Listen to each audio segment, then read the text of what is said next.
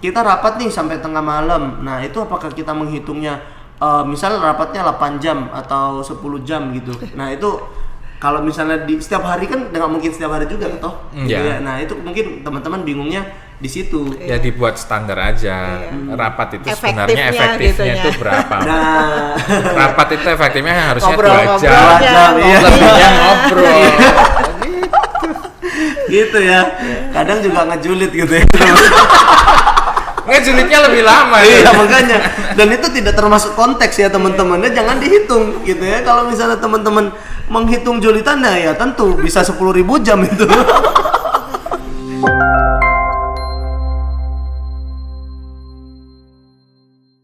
Oke, next Mas. Mengenai SKPI yang masih dalam tahap pengembangan, bisakah saya langsung mengajukan SKL tanpa harus menunggu SKPI tersebut? Lalu apa SKPI-nya bisa menyusul? Jadi gimana nih? Iya, sebenarnya SKL dan SKPI berbeda nggak sih Pak? Berbeda. Jadi kalau sudah ada SKL kan sudah lulus begitu ya. Kalau misalnya SKPI-nya, tanggalnya dan sebagainya kan selama dia dalam masa studi, tapi proses administrasi dan sebagainya bisa. Dia bisa cetak setelah lulus kan? Iya. Bisa cetak ya. Jadi itu masih on terus kok. Iya. Oke, berarti emang kalau SKPI itu di luar, kalau misalnya kita udah wisuda terus kita mau rilis, SKPI masih bisa Pak? Iya, setelah wisuda, setelah lulus kan masih bisa untuk cetak SKPI. Cetaknya. Tapi kegiatannya mestinya selama selama kuliah. Inputnya sudah selesai. Inputannya udah selesai. Tapi cetaknya bisa kapan aja. Makanya sebelum lulus, input dulu semua kegiatan yang pernah dilakukan selama jadi mahasiswa. Oke. Gitu kan. Berarti kalau udah lulus tinggal cetak. Gitu. Ininya. Kan SKPI itu selama menjadi mahasiswa. Oke. Kalau sudah lulus nanti ditambahin lagi. Banyak. Ya banyak lah gitu ya kalau udah lulus itu. Kecuali fast track. Atau kecuali ngambil S2 lagi. Nah, itu on lagi tuh SKPI-nya gitu. Ya kalau ngambil S2-nya di universitas lain nggak bisa dong, Pak. Tapi yang tadi Bu, ini kayaknya Bu Sekdep bertanya lagi. Kalau mata kuliah yang sudah diambil dulu jadinya bisa di flag MBKM enggak? Enggak ya berarti? Enggak, karena sudah reguler ya. Dan sudah dilaporkan kan? Sudah dilaporkan gitu. Di PDD-nya juga nggak bisa mencatat itu sebagai MBKM karena itu dulu diambilnya secara reguler kan. Gitu ya. Itu tadi jawabannya ya teman-teman. Next, operator. Nah, ada tips and trick khusus mengenai perhitungan learning hour karena kadang kita suka masih kesulitan tuh menentukannya. Gimana tuh, Pak? Ya, mungkin tadi ya di BAA mahasiswa juga sebaiknya punya logbook begitu. Jadi activity hours itu bukan dia pas kerjanya saja, tapi mungkin pada saat persiapannya, mungkin ada pembekalan juga. Setelah kegiatan juga ada reporting, ada presentasi dan sebagainya. Itu juga termasuk yang bisa dihitung gitu. Atau mungkin kan project magang jam 8 sampai jam 4 misalnya, tapi dia masih mengerjakan project dan sebagainya, ada buktinya, itu bisa dihitung sebagai activity hours-nya. Jadi misalnya begini Mas Dodo menjadi presenter atau pemakalah di konferensi internasional, begitu ya. Nah, yang dihitung jangan pas lagi presentasinya aja. Paling 30 kalau presentasi menit. 30 menit ya. 30 menit. Presentasi 15 menit, 15 menit question answer kan, hanya 30 menit. Tapi kan Mas Dodo untuk sampai ke situ dan presentasi itu panjang kan? Iya, panjang. Bahan. Pertama dari nyiapin bahan, studi literatur, menyiapkan makalah, konsultasi dengan pembimbing, direview, perbaiki lagi begitu kan. Kemudian nyiapin PPT-nya, latihan presentasi, apalagi kalau bahasa Inggris mungkin harus nyiapin skrip dulu, hafal gitu kan. Kemudian nanti sampai bikin posternya atau apa sebagainya. Nah itu dihitung tuh, mulai dari awal dibuat logbook kalau bisa. Oh saya ketika mau jadi pemakalah di konferensi itu ini yang saya kerjakan, berapa lama. Nah itu dihitung sampai berapa menit atau berapa jam. Yang dicurahkan untuk sampai presentasi, sampai keluar nanti jadi proceeding misalnya ininya. Nah itu dihitung, nanti dimintakan approval dari dosen Pembimbing. Jadi pembimbing ketika menilai, udah tahu iya memang si Mas Dodo ini dari awal sampai ini lebih nih dari 45 jam misalnya, betul.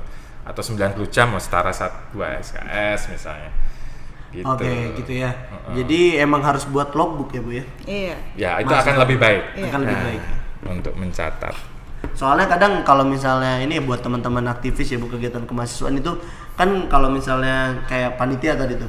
Panitia itu kan banyak ya, kan nggak mungkin 24 jam juga kan. Kadang tuh teman-teman mahasiswa mungkin kebingungan itu, Pak. Jadi kayak kita rapat nih sampai tengah malam. Nah, itu apakah kita menghitungnya misal rapatnya 8 jam atau 10 jam gitu. Nah, itu kalau misalnya di setiap hari kan nggak mungkin setiap hari juga toh. Gitu ya. Nah, itu mungkin teman-teman bingungnya di situ. Ya dibuat standar aja. Rapat itu sebenarnya efektifnya itu berapa? Nah, rapat itu efektifnya harusnya 2 Ngobrol-ngobrol jam. aja. Iya. Lebihnya ngobrol. gitu ya. Kadang juga ngejulit gitu ya. Ngejulitnya lebih lama. Iya, makanya. Dan itu tidak termasuk konteks ya, teman-temannya jangan dihitung gitu ya. Kalau misalnya teman-teman menghitung julitannya ya tentu bisa 10.000 jam itu. Karena julitannya bukan hanya pas di tongkrongan gitu, terus di chat juga masih berlanjut. Lanjut ya, manjang ya. Manjang gitu ya. Jadi teman-teman harus masuk akal lah untuk khususnya kemahasiswaan nih organisasi ya teman-teman ya. Jadi kadang-kadang kan jamnya mulai jam 7 ternyata yang lain belum datang dan sebagainya, baru mulai jam 8 gitu kan. Nah, makanya mungkin dari mulai sekarang pengurus Ormawa, organisasi kemahasiswaan BEM, DPM dan sebagainya membuat standar bagusnya. Kalau ketua berapa jam sih setahun itu? Iya. Gitu kan, sekretaris, bendahara, kepala divisi, sampai ke staf itu sebenarnya standarnya berapa jam. Nah, buat sama kalau UKM bagaimana, kalau Himpro bagaimana, kalau DPM bagaimana, kalau BEM fakultas bagaimana dan sebagainya gitu. Jadi nanti sudah enak tuh, tidak beda-beda. Kita punya standar satu IPB. Kayaknya tugas buat Ormawa yang tahun ini ya, membuat standar learning hours ya. Gitu ya. Itu akan memudahkan juga misalnya Wadek AK dan sebagainya ya. Betul. Kalau posisinya ini berapa jamnya gitu. Termasuk sekarang setiap kepanitiaan, dibuat juga standar. Jadi kalau panitia OMI begitu kan, berapa? Panitia FPKMB yang durasinya panjang kan nyiapinnya berapa? Panitia Beyond atau panitia aktivitas Nemo kalau di FEM gitu kan. Nah, itu dibuat standar dari awal. Gitu, clear gitu. Nanti muncul di sertifikat gitu.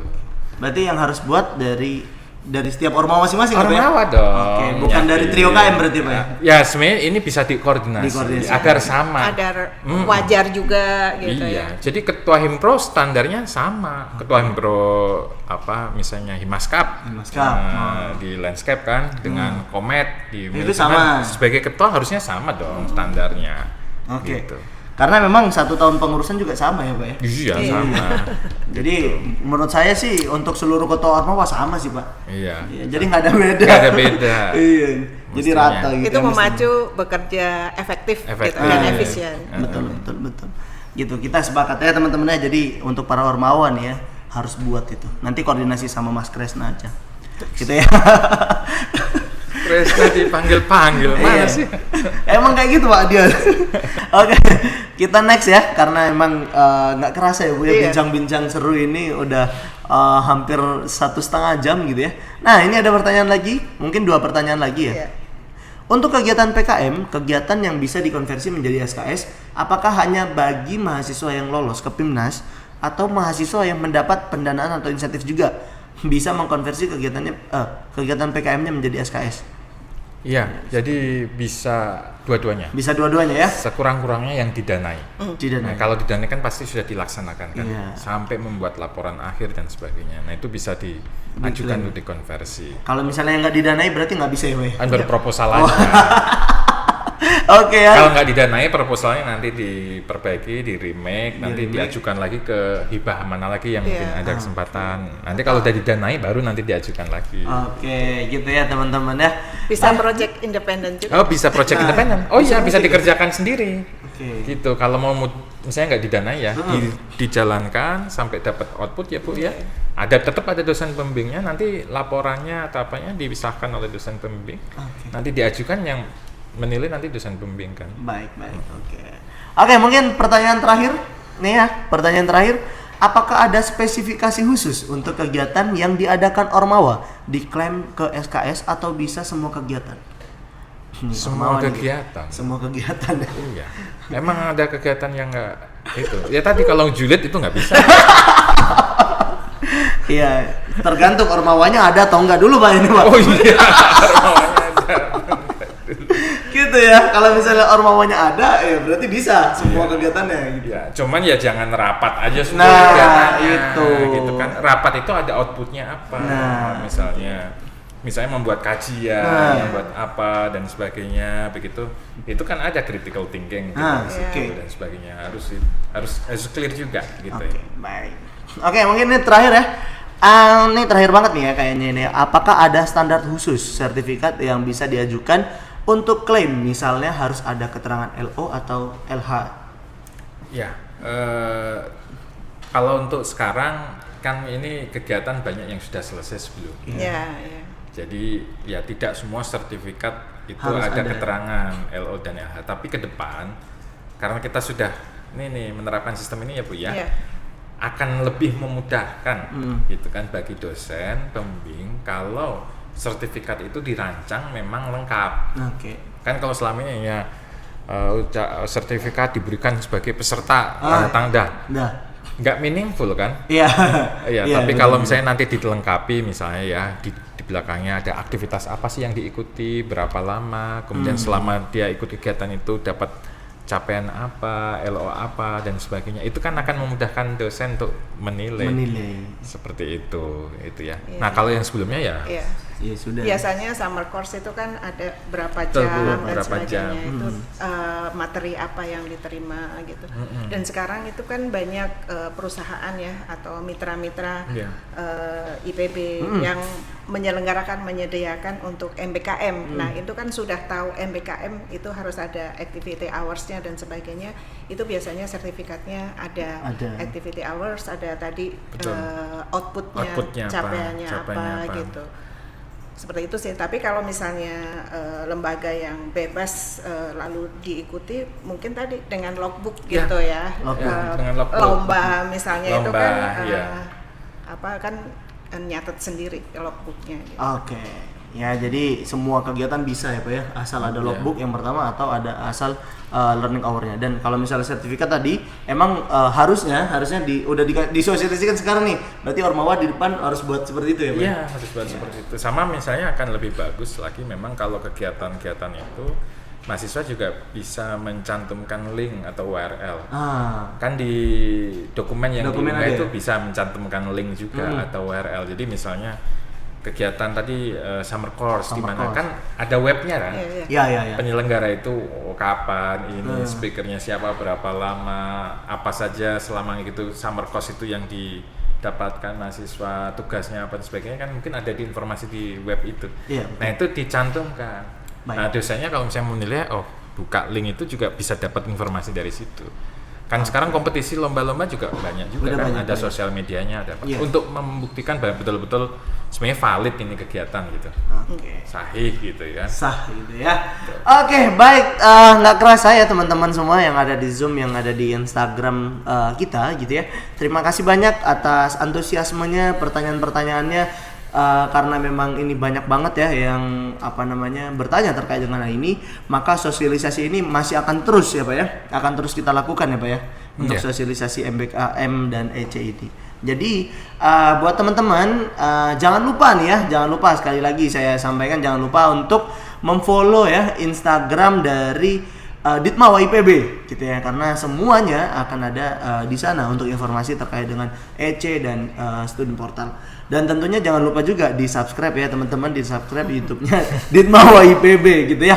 Karena makin banyak subscribernya, karena nanti teman-teman juga bakal mendapatkan banyak manfaat di YouTube tersebut gitu ya. Kalau teman-teman pengen tahu sebelumnya ini kita bahas apa, cek aja di YouTube-nya gitu ya.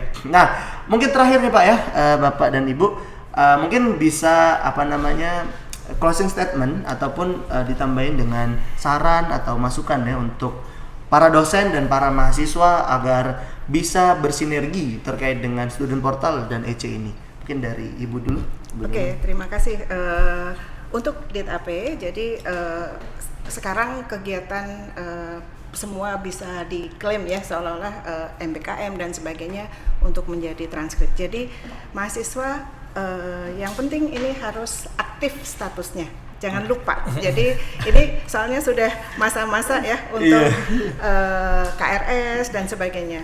Aktif, lalu mengisi KRS, jangan lupa tadi termasuk kegiatan-kegiatan yang direncanakan dan melaporkan kegiatannya. Jangan lupa konsultasi juga dengan dosen pembimbing.